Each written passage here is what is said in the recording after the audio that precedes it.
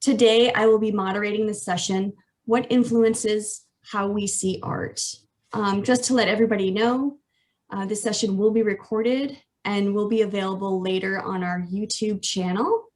I'll send you the link when that is ready and up. Today, we have faculty panelists from the psychology department. They will share their research and expertise, such as how one views an image or object, memory development, and socialization perspective. This discussion will use selected images from our current exhibition, Nobody Somebody. Panelists include Dr. Ellen Cohn, coordinator of the Justice Studies program and UNH professor of psychology and justice studies. Dr. Michelle Leichtman, UNH professor, Department of Psychology, and Bill Stine, the UNH chair and associate professor of the Department of Psychology. So we're going to begin this session with a brief looking exercises, just one exercise, and then I will turn it over to our panelists. They will have about 12 to 15 minutes each to present. And throughout the discussion, please feel free to use the chat, and I will try as hard as I can, because we're tight on time, to let your comments be known, and hopefully we can get all your questions answered. So let's begin with an image. I'm going to share my screen.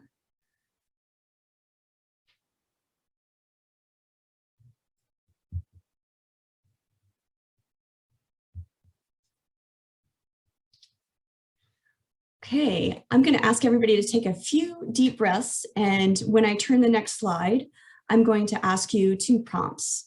I just want you to look at the image. I want you to think about this image and think about what you think about, if that makes sense, and what emotions you feel during viewing this image. I'm going to give everybody about 1 to 2 minutes.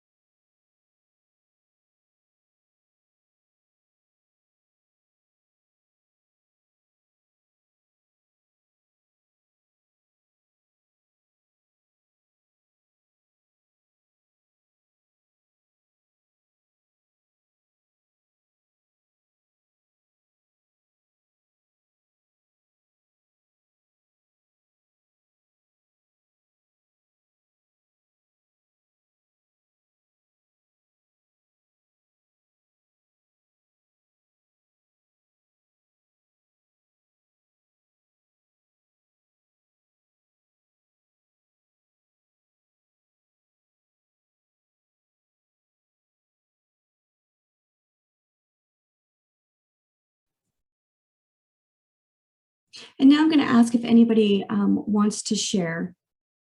And you can just unmute yourself and share.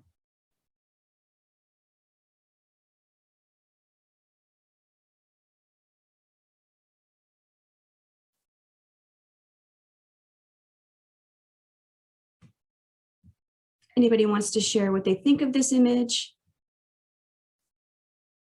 What comes to mind? What emotions you feel? Warmth. Warmth. Mm-hmm.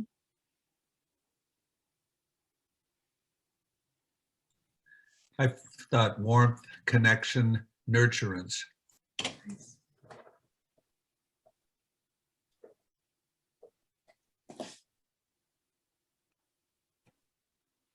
Delia says, my first thought that occurs in China, where pink has a special symbolism.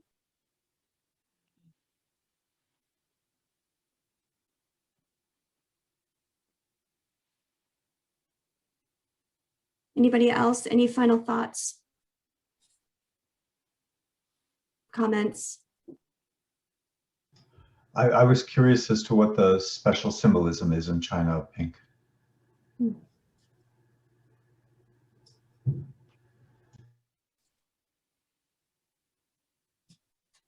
good fortune and joy.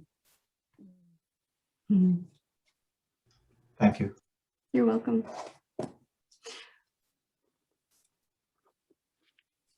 All right. So thank you all for sharing.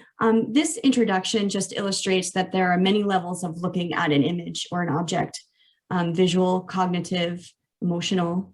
And that's a great segue into handing this over to Bill, Michelle, and Ellen, who will touch upon those very things.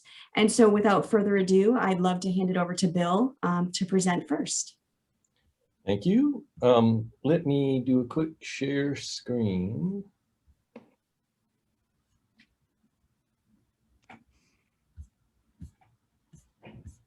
If I can find the screen. Shared it, what happened? Hold on just a second.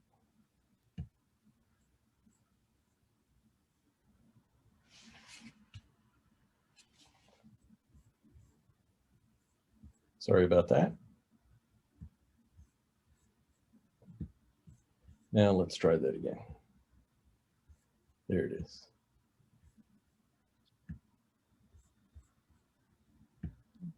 Okay, so does everyone see that? Are we good? All right, so what I want to do is just give a little overview of the role the visual system might play in viewing art, influencing how we see art. Basically, the main point I'm going to make is that the visual system is sort of the front end input. All of our visual systems are very similar. Obviously, the visual system has a profound impact on how the world appears, but at the level that the visual system operates, the world appears pretty much the same to all of us. And what one brings, of course, to art and to how art influences us, etc., are those aspects of our, memory, personality, history, so on and so forth, that we use to decide how to apply the visual system effectively. So what I want to do is first talk about the eye sampling the environment, and that basically this is a very coarse sampling. Then that everything we see is sort of created by neural processing of that sampling. And so it's all sort of synthetic, and I'll show you some examples of that. And then that, because the brain, takes a lot of brain to process information, we tend to process very little information because the brain is extremely expensive in terms of energy usage. So here's an eye. When you look at an object, obviously light is reflected off the object, and the image of the object is formed at the back of the eye, which is the bottom of this image, on the retina. The retina, you can see where light coming in again from the top. The light passes through a little bit of neural tissue, and then at the bottom of this image, you see some blue, red, green, and black blobs, which represent photoreceptors. And these are cells that absorb the light. And in response to that absorption, the cells generate a neural response. Now, if we take a cross section through the photoreceptors at the bottom of this drawing, that's what we get. And so this is a photomicrograph of such a cross section. And those sort of golden yellow little blobby things that are packed together are the photoreceptors. So you can see what the retina is doing basically is developing a sort of pixelated sampling of the image. Now, what the visual system does with that is to form everything that we see. And so, for example, colors, which perceptually are projected onto the objects that we're looking at, are actually created by the brain in response to this sampling that the retina has done of the environment. You can demonstrate this by showing examples where the processing kind of goes awry.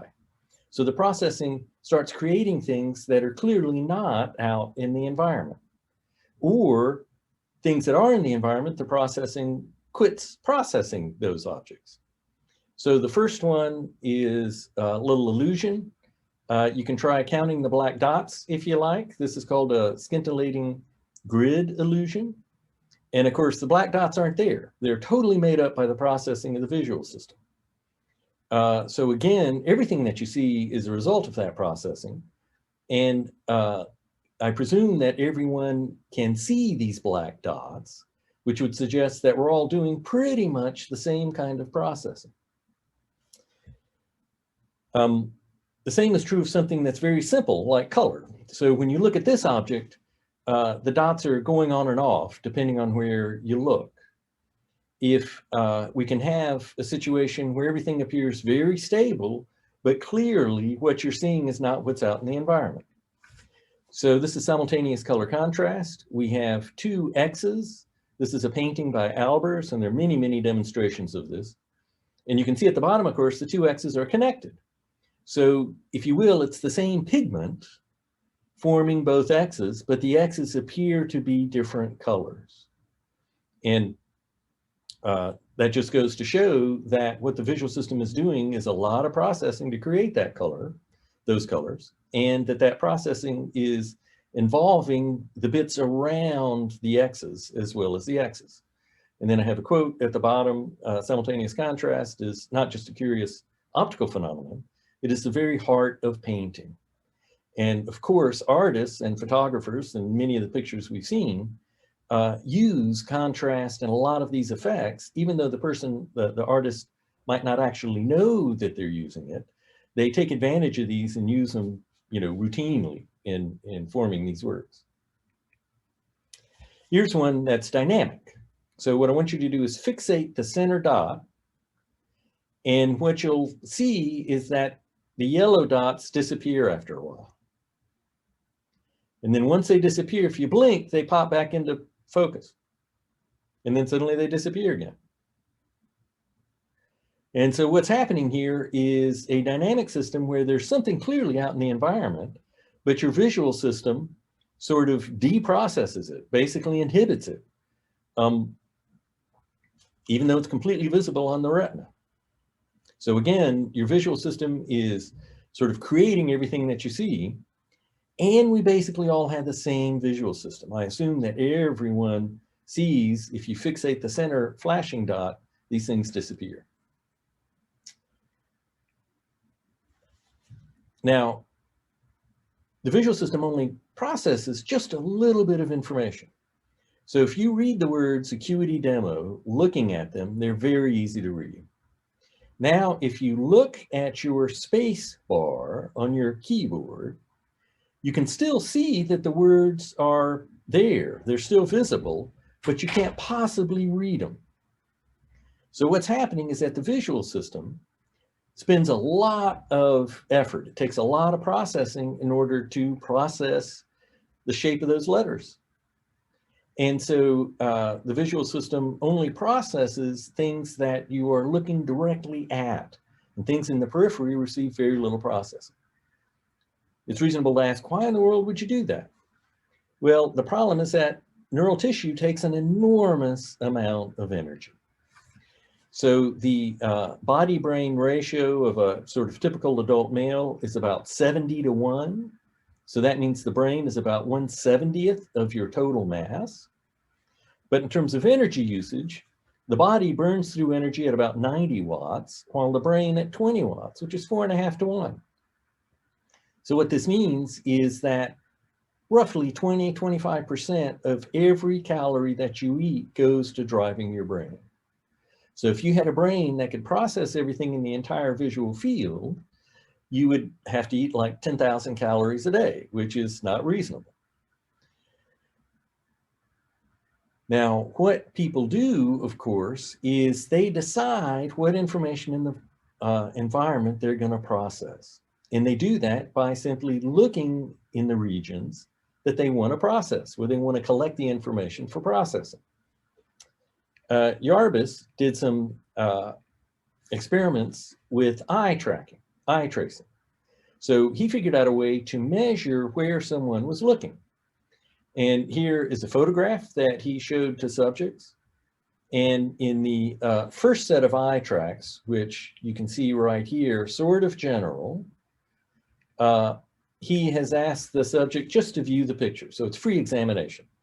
And you can see they spend a lot of time looking between the individuals in the picture, a little bit up and down, studying what this man's wearing, so on and so forth. So pretty general.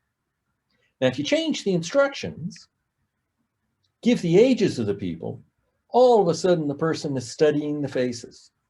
And notice the person goes to a face and then studies the little region, hops to the next one, studies the region, hops to the next one, studies the region, and then down to here.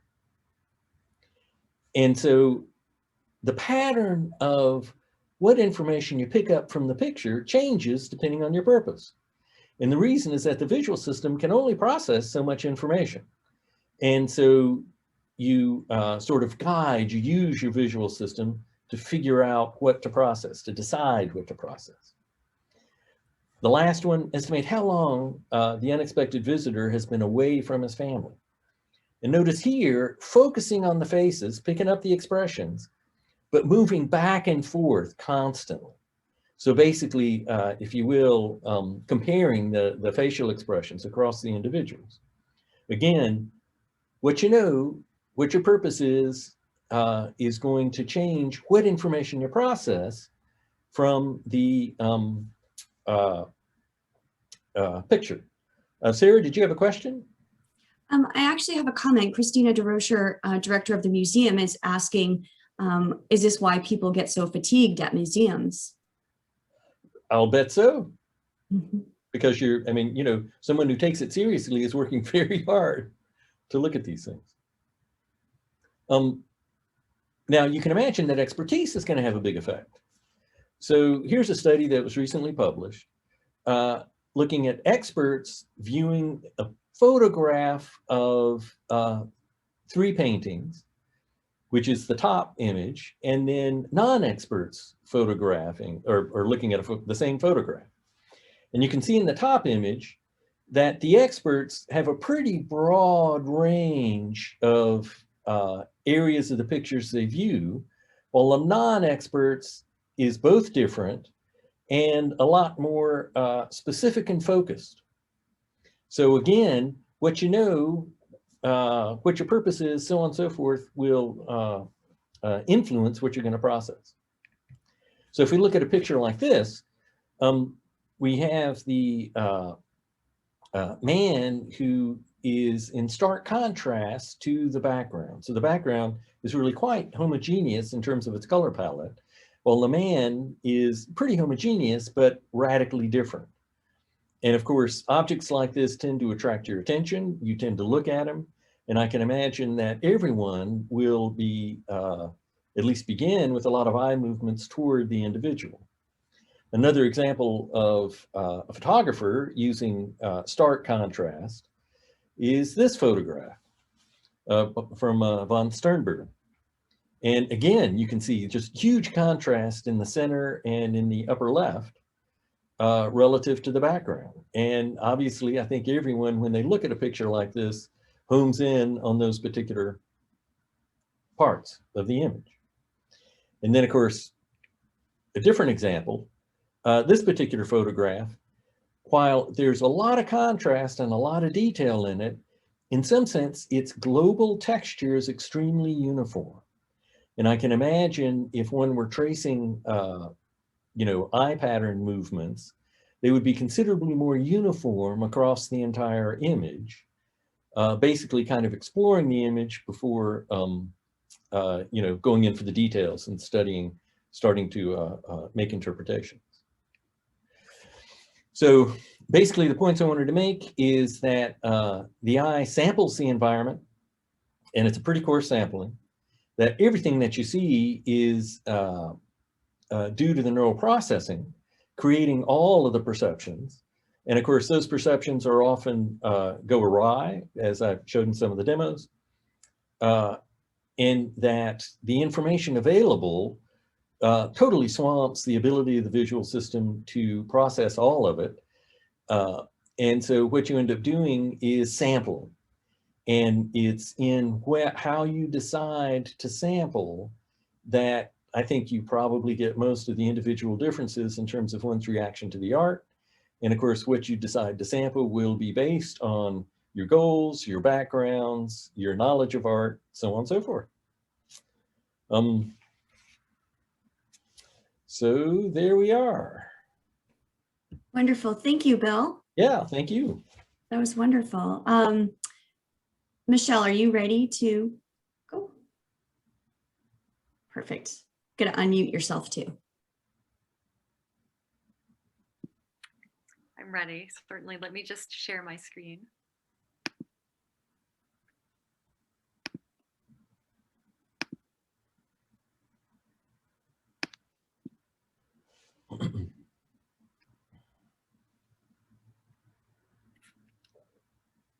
You can see it, right? Great. So I'm delighted to be here to talk today about what influences how we see art. And I'd like to share some insights from memory research. I'm a developmental psychologist, and I study the developmental trajectory of memory across the life course. Most relevant to the images today that we're going to be speaking about, I study episodic memory, which is defined as memory for one point in time events that happen on a particular occasion. So, for example, if you were to reflect on your childhood and come up with a moment when you took a wonderful picnic with your parents on a hillside in the summer, and you were thinking back on that moment, that would be an example of an episodic memory for a one point in time event. Likewise, if you're remembering having lunch with a colleague yesterday, for example, and you think about what you talked about or what you were wearing or what you were eating, that would also be an episodic memory. And research psychologists contrast episodic memory with memory for facts, for example, or general world knowledge. Research psychologists who study memory are very fond of saying something to the following effect: a memory is not like a photograph. And what do we mean by that? We mean that memories are imperfect records of events. So when you look back at a memory in your mind, an event memory, it's never going to be exactly the same when you look at it from each time. Although we may feel that memories for some events in our minds are crystal clear, memories are actually never stagnant. What more than 100 years of memory research has definitely shown us is that all event memory is malleable, it's subject to decay, and it's subject to revision over time. So as I was reflecting on the images in this exhibit, something occurred to me. And that is, while a memory is not like a photograph, in fact, a photograph is in many ways like a memory. And that's because how we remember an event and how we perceive a photograph is influenced by many factors. And those factors are within our awareness in some cases, and often, most often, they're outside our awareness when we approach that photograph. So I'm going to be talking today about what some of those factors are, but before I do, I wanted to make a different point. And that is that a photograph is not a record of our own lived experience, of course, like a memory is. Instead, it's the record of the experience of the artist, and in this case, it's a photographer. So what that means is that the representation in a photograph is affected by the artist's point of view. It's affected by the artist's conscious and unconscious decisions about what should be emphasized about that moment, what should be attended to about that moment. And for the artist, as well as for us as viewers of the photograph may represent a moment, but it may also represent something else. It may represent a theme such as a feeling, a belief, a concept, or an amalgam of moments. And to this latter point, Consider this photograph that we're all very familiar, most of us will probably be very familiar with, from Alfred Eisenstadt from VJ Day. And this photograph is something that many of us will think about when we think about the end of World War II. It's become what memory researchers call part of our collective memory as a society. And in fact, in the photographer's obituary, it stated that this photograph summed up the euphoria many Americans felt as the war came to a close. And so in this way, the photograph stands not only for, of course, that particular moment that the photographer experienced that he's communicating with us, but for many moments around that, and in fact, potentially for many moments in transitions in American history where we are going from a period of darkness to a period of joy or a better time in our lives. So now I wanted to turn to this arresting photograph, I think, from the current collection, and we're so lucky to have this. This photograph, when we look at it, I think immediately might call to mind some of the principles that Bill was talking about earlier. So we see this really dramatic contrast. We see those horizontal lines. And we see, I think, for many of us, when we look at it at first, we see a relatively tranquil visual scene. We see, a bucolic country road potentially in a beautiful time of year, and it's a kind of quiet image. So, what's interesting about this image is that when we look more closely, we see who this is. And in fact, this is a photograph of Muhammad Ali. It was taken by the very famous sports photographer, Walter, sorry, whoopsie. I just want to move something, sorry. Walter Yaus, who was born in 1943. And this photograph was taken in 1996. This is important because once we know that this is Muhammad Ali, it might change the way that we see this photograph, even in the immediate. So what we know about Ali is going to make a difference for this. So for just a simple way to think about it is when we're told that this is Muhammad Ali, we might start to see it initially as a very powerful man in a very humble setting, for example.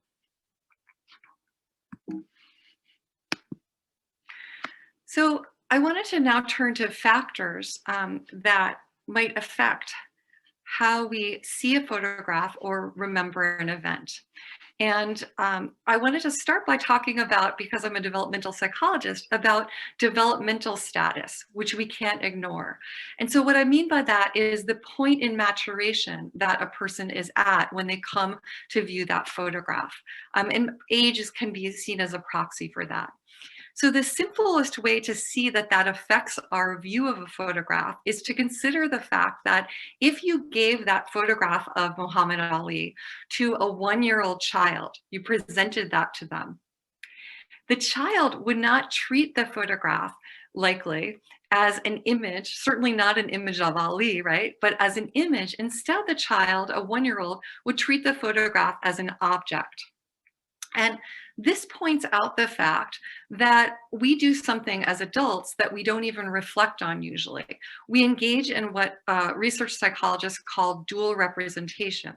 That is, when we approach a photograph, we see that photograph as a representation, and we also know in our minds at the same time that that's an object. So we're holding in mind two different things. And in fact, the ability to do that comes online during the toddler years for young children.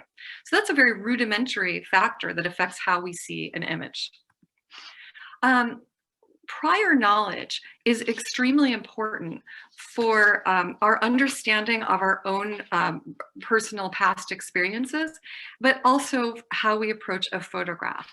And so, for example, if you know a lot about Muhammad Ali, if you know that Muhammad Ali was, considered one of the most influential athletes of all time, if you know that his nickname was the greatest, you might see this photo in a certain way.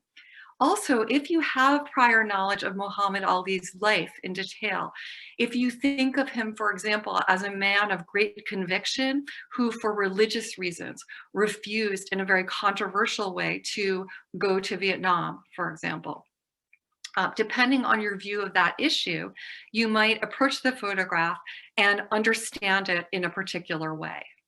So your prior knowledge that you bring to the viewing of this directs your attention and directs your emotional reaction and your cognitive reaction to that photograph. Likewise, past personal experiences will affect how you approach any piece of art and definitely a photograph.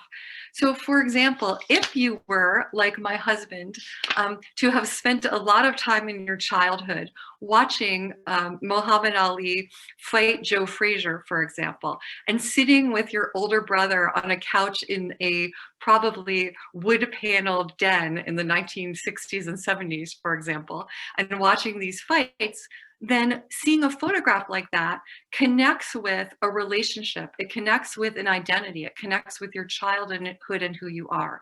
And so the meaning of that photograph and the emotions associated with it will be very different for you than for someone who had a different kind of past experience connected with some image in the photograph. I also wanted to mention priming, which is an important aspect that can affect how we see any piece of art. So priming for researchers technically means that exposure to a stimulus influences your response to a subsequent stimulus, and it's without conscious guidance or intention. So for example, it's a beautiful spring day today, and if you had thought, oh, I'm going to take my bike up to get it tuned at the bike shop, for example, and you stopped by the bicycle shop in Durham and dropped your bike off for a tune, and then you went to the art museum and you encountered this photo of Ali, your attention, without even thinking of it, might be directed towards that bicycle that's in the image. And you might notice the details of the bicycle in a way that you wouldn't notice if you hadn't just been getting your own bike for tuning. So that's an example of how priming, this unconscious effect, you might not think, oh, I was just at the bike shop, but it might affect how your attention is directed in a photograph like that. Likewise, post-event information has a very profound effect on how we reflect on our memories, and likewise a photograph like this. And what I mean by that is that, for example, in 1996, when this photograph was taken, if you had come to this photograph and seen it while Ali was alive and while he was, in that moment in his life, you would see that photograph in a particular way.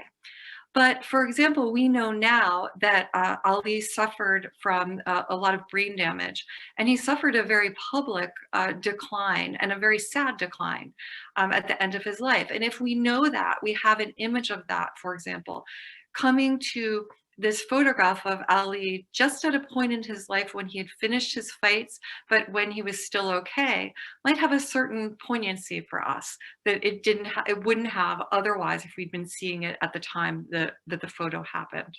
So again, like information that's coming after the fact of the event is affecting the way that we understand or react to the photograph. Finally, I wanted to mention personal characteristics such as personality, tastes, beliefs, and just characteristics about ourselves of any kind that will affect the way that we see a photograph or any piece of art.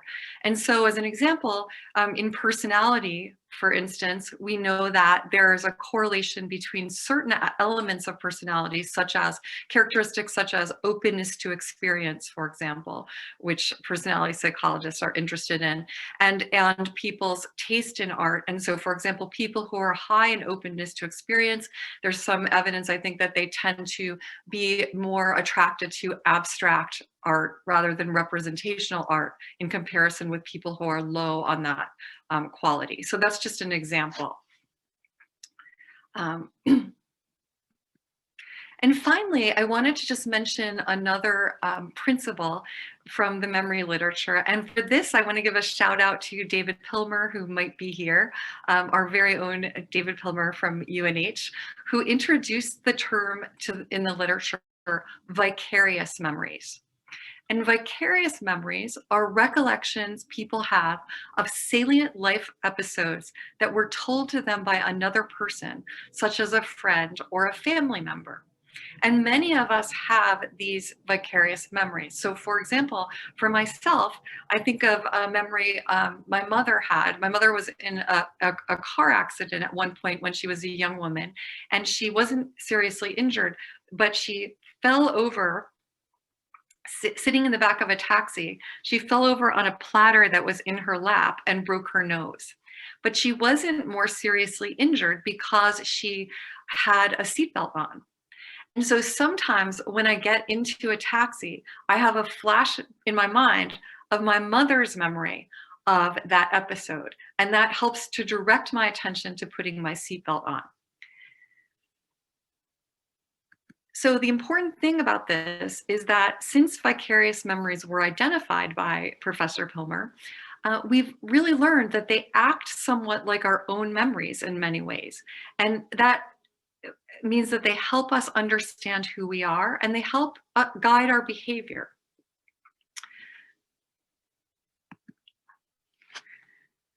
Photographs tell us about the episodic memory of another person, literally showing us an image of their one moment in time experience.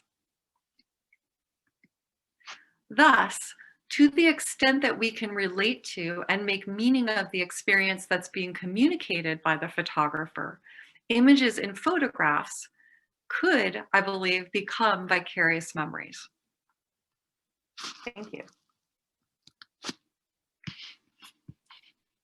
Thank you, Michelle. Ellen, are you ready? Yes, I'm ready. Beautiful. Share my screen. Sure.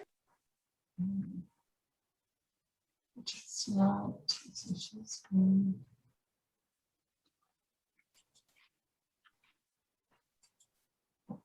Okay.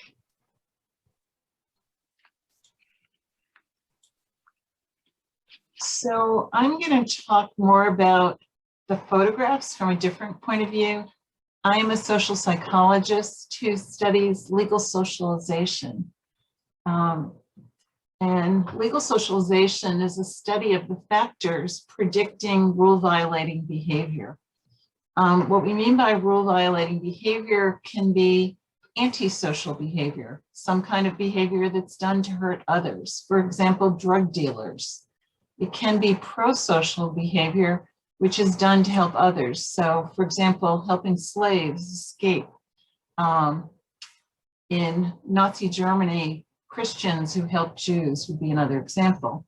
Or it can be self-oriented. It's done to help themselves. So refugees, homeless people, immigrants would fall into that category. And the rule violating behaviors can include aggressive behaviors like beating up someone, theft behaviors like stealing someone's car, substance behaviors like smoking marijuana. Recently, we've been looking at COVID behaviors, not wearing a mask during the COVID pandemic. And some of the factors that affect rule breaking versus rule following, one is procedural justice. How fairly people are treated by authorities. The more fairly people are treated, the less likely they are to break rules and to follow them. Also, legitimacy of authority, or how much people feel they trust the authorities. The more you trust the authorities, the more you will follow rules. The less you trust the authorities, the more you will break them. Another factor is legal reasoning. What is the rightfulness of following the rules or laws? Normative status, how much people approve of breaking the rules. The more we approve of breaking them, the more we will not follow the rules. Enforcement status is how much people approve of enforcing rules against rule violation. So I'm going to show you 3 images that all are involved. This person, you can see the photographer in the background, and you can see his girlfriend or wife not very happy about what's going on. You see this image, him forcing her possibly to have cocaine, and you see him hitting her. To me, you can go back to, let's see if I can go back. So just to show them to you again, I went through them quickly. He's using cocaine. She's not happy about this. He's forcing it on her, and he is hitting her. These are all behaviors that we can call antisocial, rule-violating behaviors. Most people look at it, they don't approve of the behavior, they think rules should be enforced against it. Now I'm going to show you another image. You might look at that image and just think that it's a couple, a man and a woman. Or you may look at that and see that there's a Black woman with a white man. And this was in 1978. It's called Damaged Central Park. Some people might look at that behavior and see that as rule-violating behavior and not really accept it in looking at it. It just depends on your perspective. These are 2 images of homeless. This is a man cooking in the street.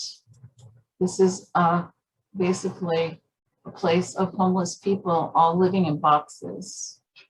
And again, this is something that some people might look at and see as rule-violating behavior, but I think we would understand that it's not antisocial. The person is doing it to survive, for their own survival on the streets. And the same thing with basically all of the homeless people living in boxes outside of Bank of America, interesting contrast. And they may see that they have no choice. They're doing it for survival because we have a pandemic, they have no place to go, they have to live on the streets. Then we see these 2 images, a woman with a child, a little girl alone. The first one is of a woman taking a little girl crossing the border from Mexico into America. They are refugees. We could even say they're seeking asylum. So we might think their behavior is understandable, but other people might look at it and see that it's antisocial behavior because they don't approve of immigrants being able to come to our country. They think that America should be for America based on what your perspective is. The same thing with the little girl, the refugee, Kurdish refugee from Iraq. If you're a Turkish person, you may be very upset about all of these refugees coming into your country, setting up camps. Whereas I think from the perspective of the refugees, they're breaking the rules, quote unquote, but they're doing it because they need it from survival. Otherwise, if they stayed in Iraq, they would be killed. So they're escaping a war situation. This one I really found interesting in this image. You don't get to see the person. You see, I assume it's a woman, although that's not clear either, holding their hands up. You see a fire. You see people in the street. And the person seems happy about what's going on. When I first saw this image, what came to mind with the protests were the protests related to George Floyd. But in fact, you can see that this image was from the Rodney King riots. After Rodney King was basically brutalized by the police in a traffic stop in Los Angeles. And afterwards, there were lots of protests about what happened to Rodney King. In the first trial that was held, all of the police officers were exonerated, but in the second trial, 2 of them actually were convicted of withholding Rodney King's civil rights. And the smoke in the air, obviously, you can see how some people would look at it and say, this is rule violating behavior. But other people would look at it and say, maybe you can call it that, but it's for pro-social reasons that the protests are going on. The last image that I wanted you to look at is police with a person. And this one can have different ways that we might look at this. We can look at the police as doing what they need to do. This person broke some kind of rule. And then from recent examples that we've seen, you might see this as police brutality. We don't know what crime the person had. You might look at that so are the police doing what they should do, or are they engaging in some kind of rule-breaking behavior? So my conclusion is I looked at the pictures from my perspective in different kinds of behavior that could be seen as rule violating by some. I think we all would agree that the cocaine use, forcing the girlfriend to use and then hitting her, we all would probably agree is rule violating and antisocial. But the case of the interracial couple in Central Park depends on your perspective, whether you see that as rule violating or not. There was a famous story in Virginia of an interracial couple who were not allowed to be married. The two pictures of the homeless people, the man cooking and pushing his possessions, the boxes with the homeless outside the bank. Again, the same thing. Depending on our perspective, we could see this as justifiable rule breaking, or other people might just say it's antisocial rule breaking. The two pictures of the refugees, the woman and the girl coming to the United States from Mexico, the little Kurdish girl in the Turkish refugee camp. Again, depending on your perspective, you could see this as understandable rule breaking, whereas other people might look at it as antisocial rule breaking. The protest with the building on fire and the people in the street, some people would say people should not be protesting, we need to stop that. Other people might say that's understandable, it's pro-social rule breaking. And then finally, the police holding down a suspect of crime. So most of the behaviors we observed were not antisocial, but they were rule violating, with the exception of the cocaine user, and not sure what the suspect did, how we can look at that. And many of the people we observed may have felt they were not treated fairly by authorities and could not trust them. The cocaine user, I'm not sure about the girlfriend, the interracial lesbian couple, homeless people, the woman and the girl protesting the Rodney King beating, and the man arrested. And these people might have approved of their rule breaking and didn't approve of being punished. These pictures provide support for the legal socialization model.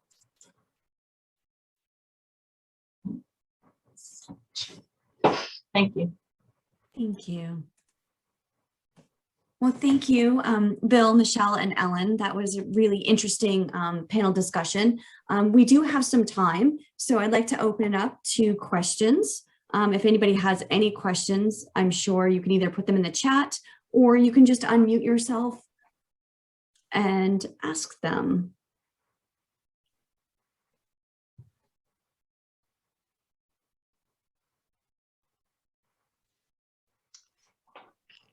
I have a question, probably for Ellen. The photo of the woman or man, but looked like a woman to me as well, who had her arms up at the Rodney King during that, I guess there were more than protests, but when I first saw that, she looked joyous. It almost looked as though her arms were up, lifting, sort of moving all that smoke. It almost looked ritualistic. I'm not sure how that fits into the concepts between my memory or how my brain is functioning, but I thought that I didn't expect that would be my very first reaction. It's really interesting. Michelle may have some memory suggestions, but I also thought she was happy, but I saw her happy at the protests because people were pretty upset about the decision that the first jury made to exonerate the police officers in the Rodney King thing. So she may have felt that it was justifiable for buildings to be on fire to make obvious people's dissatisfaction that the legal system did not work accurately, particularly when there was a videotape of Rodney King being attacked by these police officers. Does that answer your question, Wendy? That's interesting that you saw it as ritualistic. Can I guess it wasn't really a question. It was just sort of unexpected. Thank you. It's an interesting point, I think, maybe that of course I mean, I agree that ritualistic, aspect of it was on, and the smoke in the background and everything.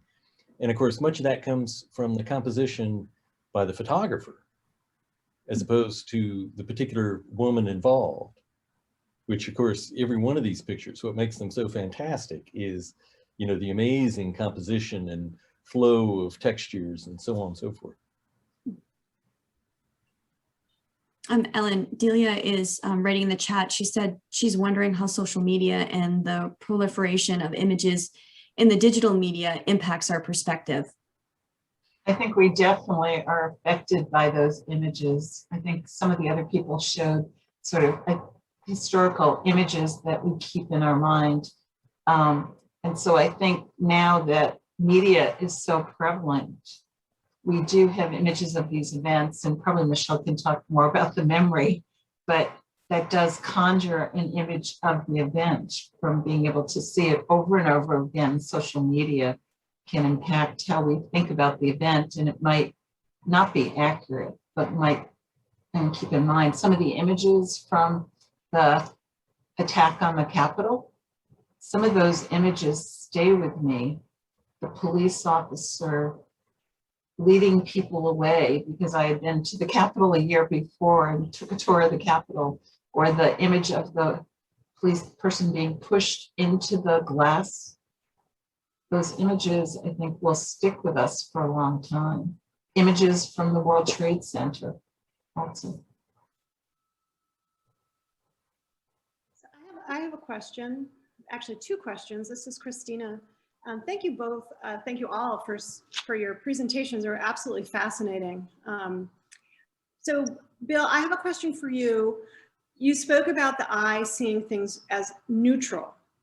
So it takes things in, it's somewhat sort of neutral, what it observes. When does the eye stop seeing things as unneutral? Like when does that learn? What is, you mentioned a 1-year-old that just sort of sees something.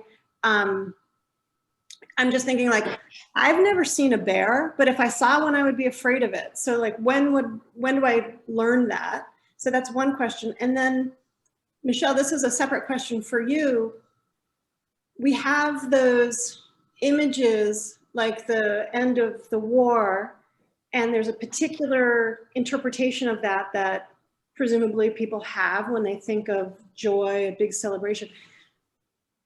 But interpretations change. And so and I guess I'd like to know a little bit of that process by when a historic image, what is the process of historical rewriting of an image? How does that, like, how do we unpack like our collective memory around an image? And then how does it change over time? Like at a certain point, you might look at that image and interpret it completely differently. We may see it in a different light. What is the process for that happening? So when does something go from being, when do we start assigning meaning to things, though they're no longer neutral? And then Michelle, I guess I want to know is like, what is the process for changing something that we've collectively understood to mean one thing, but then we learn and get more information and we see it a different way? So for the first question about the fear, looking at a bear, for example, what the visual system, I think a good way to think about that is that what the visual system is going to do is feed the image of the bear basically to the rest of the brain. And at the level that operates, evidence suggests that our visual system is very much like that of a chimpanzee. And so if you have an adult who has been, hasn't gone through, huge nutritional variations or so on and so forth, we all pretty much have the same visual system. That emotional response is going to be due to, our histories and things that are sort of, what we've done, our experiences in the past in response to what the visual system has been delivering to us. So in fact, I think Michelle's expertise would be way more relevant in terms of talking about the emotional interface to the image of a bear coming out of our visual system. While the visual system itself is just sort of, the way to think about it, I think, is just simply delivering the image. And now let's let the brain, the emotional system, so on and so forth, react to it based on one's experience, et cetera. I don't know if that fits, Michelle? I think it fits perfectly. And in fact, the two ideas are really connected. The idea of, what you're talking about your interpretation of the bear and your interpretation of a photograph over time, for example, that has become, an important image or an iconic image of a moment in American history, for example. I mean, this is a very rich question, and we could, talk about it for a long time, but I would say that the fundamental answer is to just recognize that memory is a reconstructive process. And so it's never the case, in fact, one could argue that we will ever have a neutral response, a truly neutral response, for example. So even from the moment we first see that photograph, we have some kind of, attentional direction within the photograph. We connect it to some kind of experience or something. And the key factor is that changes, and this would be at an individual level, but also it could be at the level of the culture, which is, I think, what you're talking about, over time. So that, and in fact, actually, recently, I was looking up some conversations about that photograph. And in fact, actually, in view of new conversations about, a woman being grabbed and kissed, for example, by a man, there are entirely different perspectives on the photograph, for sure, that some people might have. And so but the idea is that through the lens of those, that knowledge that we have, we can't keep that knowledge out when we're reconstructing a memory of an event, or when we're looking at a photograph, in fact. So I would say in both cases, what we're doing is looking through the lens of now, and with our accumulated knowledge, and then trying to make sense of that image and process it. Thank you. Wendy, do you have a question? I think we have time for one more. Well, it's just a quick comment. Without that same photograph, every time I'd seen it before, I always looked at the kiss. And this time I looked at the sailor's hands and I said, whoa, whoa, whoa, whoa. And I looked at all the people around smiling. So it didn't seem quite so joyous now, which is too bad, because I always liked that photo.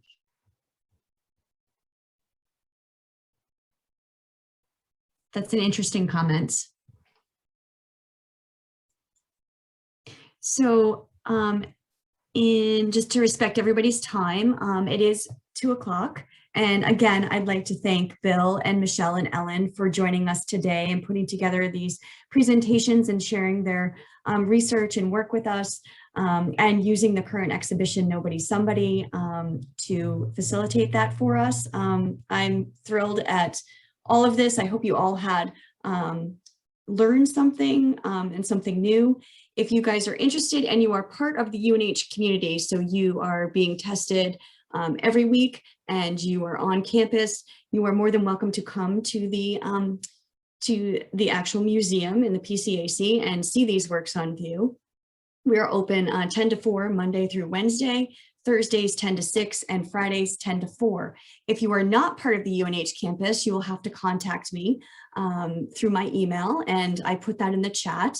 And we have to actually apply to have visitors from outside come into the museum. So I will happily do that if you want to reach out.